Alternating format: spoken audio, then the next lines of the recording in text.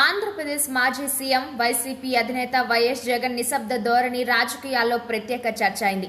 ఎన్ని విమర్శలు, ఆరోపణలు వచ్చినా ఆయన ప్రతిస్పందన లేకుండా మౌనంగా ఉంటున్నారు.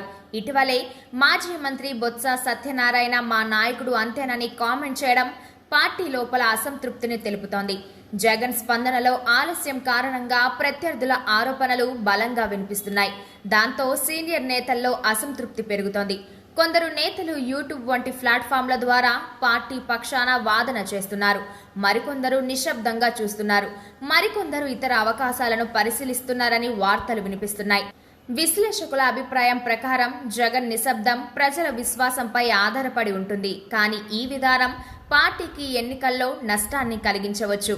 అంతర్గత సమస్యల నేపథ్యంలో బొత్స రాబోయే రోజుల్లో రాజకీయ విరమణ ప్రకటించవచ్చని చర్చ జరుగుతోంది. చివరికి జగన్ మౌన ధోరణి పార్టీకి బలంగా నిలిచే కవచమా, లేక లోపల విభేదాలను మరింత ప్రేరేపితమా అన్నది వచ్చే ఎన్నికల ఫలితాలతోనే అర్థమవుతోంది.